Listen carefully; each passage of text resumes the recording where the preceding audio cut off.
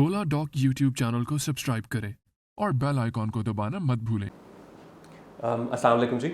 मेरा नाम डॉक्टर शहराज है। I am a plastic surgeon.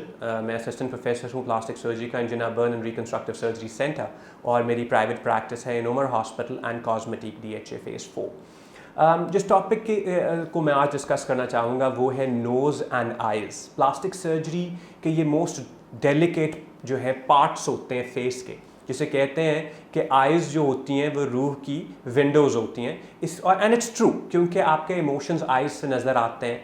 और इसी तरह जो नोज़ है वो चूँकि चेहरे की मोस्ट प्रोमिनेंट चीज़ होती है, सो उसके बारे में और बहुत सारे लोग इस बारे में जो टची होते हैं कि जी नोज़ का शेप जो है उनको बॉदर करता है। कई लोग तस्वीरें नहीं खिंचवाते हैं इन दोनों वजहों से कि जी उनको किसी को आइज़ छोटी लगती हैं, किसी को आइज़ बड़ी लगती हैं, किसी को नोज़ छोटा लगता है, बड़ा लगता है, मोटा लगता है, टेढ़ा लगता है। सो ये सब चीज़ें जो हैं हमारे स्पेशली यंगर पॉपुलेशन में जो है एक कॉन्फिडेंस को बूस्ट करने या उनके कॉन्फिडेंस को लो करने का बाइस बनती हैं।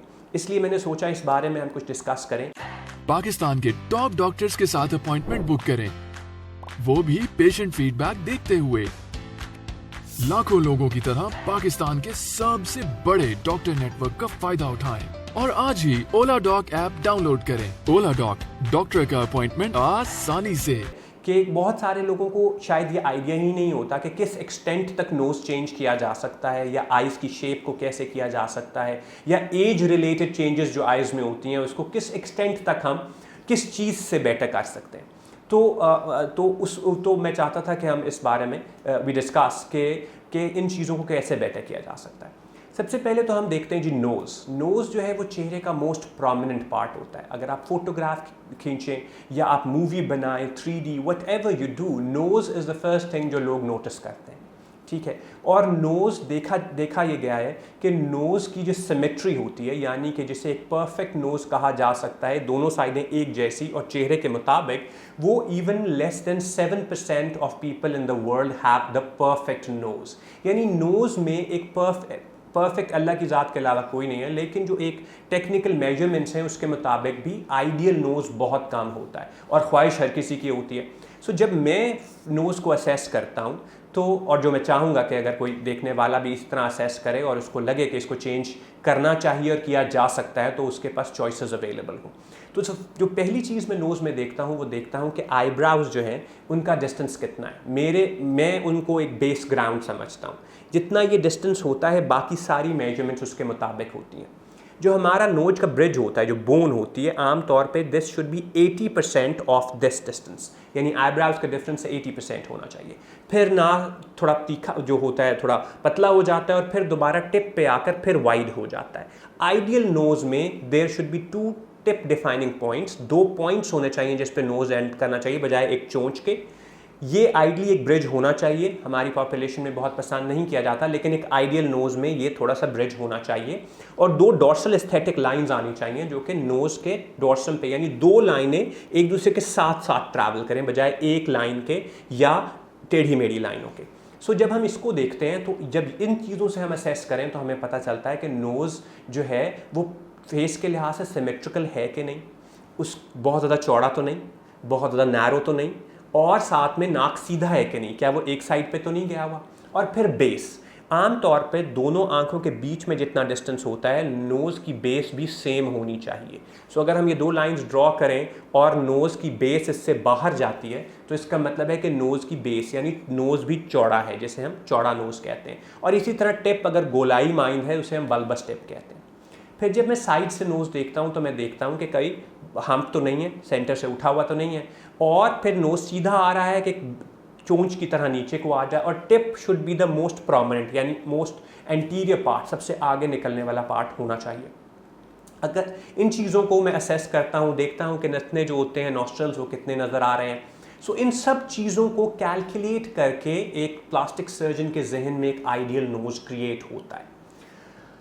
हर इंसान में ये सब क्वालिटीज़ नहीं होती। अगर आप अपने नोज़ से हैप्पी हैं और ये चीज़ें नहीं भी मौजूद, इसका मतलब है कि आपका नोज़ आपके लिए परफेक्ट है, क्योंकि अल्लाह की बनाई हर चीज़ परफेक्ट होती है।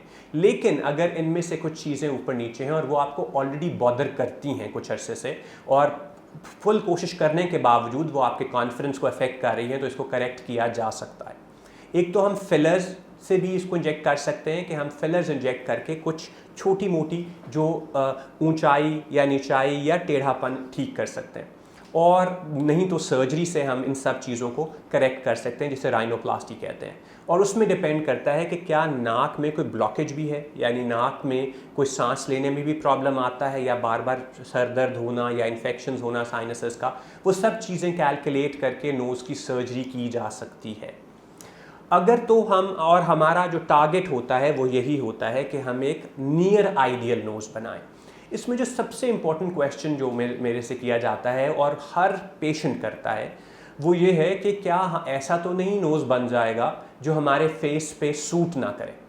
मेरा उसके बारे में एक बड़ा टिपिकल रिस्पॉन्स होता है जी कि अल्लाह मियाँ ने इंसान के चेहरे को और हर चीज़ को इस तरह बनाया है कि उसमें मटेरियल ही सिर्फ इतना प्रोवाइड किया है कि उसकी आप एक लिमिट तक ही छेड़छाड़ कर सकते हैं without changing the overall appearance of face. So वो मटेरियल उतना ही होता है चेहरे के ऊपर और नोज़ के ऊपर कि वो आपके फेस पे बुरा नहीं लग सकता। ना आप उसको बहुत छोटा कर सकते हैं, ना आप बहुत बड़ा कर सकते हैं। और जो प्रॉपर जो मैंने एंगल्स और गाइडलाइंस आपको बताई हैं, उसके मुताबिक अगर हम एक्ट करें तो बहुत बहुत अप्रोप्रिएट शेप बन जाती है। फाइनली जो नोज़ का एंगल है, कई दफ़ा लोग कहते हैं जी होंठ जो है वो उनका छोटा लगता है नोज़ की वजह से, तो हम कई दफ़ा लिप को भी लिफ्ट कर देते हैं नोज़ के साथ और एंगल को बेहतर कर देते हैं, सो दैट एक अच्छा खूबसूरत और प्रॉपरली सिमेट्रिकल नोज़ क्रिएट किया जा सके। अभी ओला डॉग ऐप डाउनलोड करें और अपने ओला डॉग वॉलेट में 200 रुपए का क्रेडिट हासिल करें। नोज़ के बारे में इतनी बेसिक इन्फॉर्मेशन काफ़ी है। उसके बाद अगर हम आइज़ की बात करें तो आइज़ अगर हम देखते हैं कि एजिंग के साथ साथ हमारी आइज़ बहुत थकी थकी लगने लग जाती हैं, छोटी भी हो जाती हैं। जो बचपन में, जवानी में कुछ लोगों को कहते हैं जी बहुत खूबसूरत बड़ी बड़ी आँखें, और आहिस्ता आहिस्ता एज के साथ वो थोड़ी बीदी हो जाती हैं, छोटी हो जाती हैं, या आइज़ थकावट का शिकार रहती हैं। तो उसकी वजह ये होती है कि टिश्यू डेफिशिएंसी या एज के साथ जब हमारी बोन जो है वो रिजॉर्ब होती है और टिश्यू जो है वो रिंकल हो जाते हैं, तो हमारी आईब्राउज नीचे आ जाती हैं और जो स्किन यहाँ होनी चाहिए वो आईलिड्स के ऊपर आ जाती है, जिसकी वजह से हमारी आईलिड्स जो है वो हैवी और टायर्ड लगती हैं। सो इनको करेक्ट करने के 2-3 तरीके हैं। हम फिलर से इनको लिफ्ट कर सकते हैं, हम बोटॉक्स से लिफ्ट कर सकते हैं, और सर्जरी से एक्स्ट्रा स्किन निकाल कर भी हम ब्राउ को ऊपर फिक्स कर सकते हैं। और ये एक ऐसा प्रोसीजर है जिससे मोस्टली लोग फील कि उनकी एज में कम से कम 5 से 10 साल का फ़र्क दिखने लगता है, कि वो यंगर लगने लगते हैं।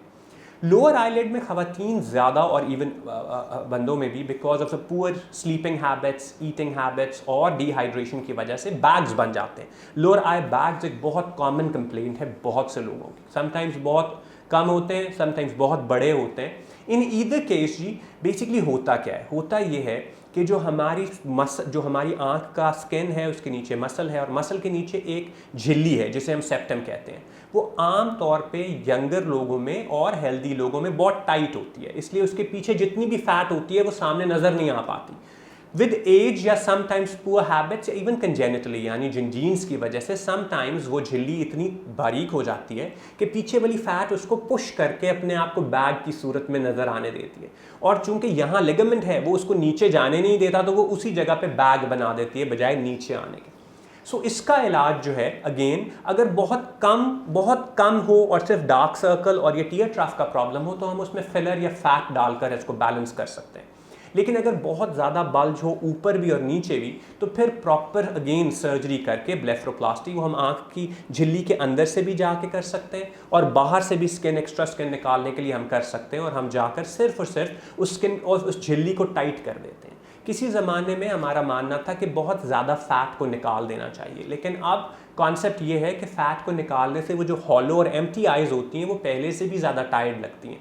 सो हम फैट को बड़ा कंजर्वेटिवली सिर्फ रीबैलेंस और रीडिस्ट्रीब्यूट कर देते हैं और चीक के साथ मिला देते हैं और उस झिल्ली को टाइट कर देते हैं, ताकि वो बैग की सूरत ना पकड़े और एट द सेम टाइम चीक और आई का एक जो कॉन्टूर बने वो बहुत अच्छे तरीके से मैनेज हो जाता है। ये जो अपर आईलेट का इशू है जिसको मैंने बताया, वो समटाइम्स इवन विजन को भी डिस्टर्ब करने लग जाता है। सो पूरा नज़र नहीं आता, आपको घूमना पड़ता है, ऊपर चेहरा करके देखना पड़ता है, समटाइम्स आपके मसल्स की झुर्रियाँ बनना शुरू हो जाती हैं देखने के लिए। तो उसके लिए भी इस आई को और सब चीज़ों को रिजुविनेट करने से काफ़ी अच्छे रिजल्ट्स आते हैं।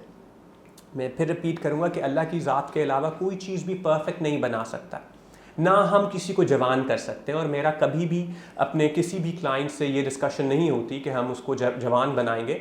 मेरा पर्पस ये होता है कि उसकी उस एज के मुताबिक हम उसको फ्रेशर और मोर कॉन्फिडेंट बनाने की कोशिश करें। इन द एंड मैं ओला डॉग का थैंक्स करना चाहूँगा। They have always been very cooperative with us और पॉपुलेशन के लिए बहुत अवेयरनेस क्रिएट करते हैं। इस वीडियो का पर्पस भी मार्केटिंग से ज़्यादा लोगों को अवेयर करना था कि आप जब भी किसी एक्सपर्ट के पास जाएं तो आपके पास कुछ बेसलाइन नॉलेज हो ताकि आप उससे डिस्कस कर सकें। और अगर आपको ये वीडियो यूज़फुल लगी है और आपको पसंद आई है तो प्लीज़ आइकॉन को प्रेस करके you can subscribe and follow the channel. Thank you so much. अब पाकिस्तान के हजारों डॉक्टर से वीडियो कंसल्टेशन के जरिए इलाज करवाएं। तो अभी ओला डॉग ऐप डाउनलोड करें और घर बैठे अपनी सेहत का ख्याल रखें। ओला डॉग, मुश्किल वक्त में आपके साथ।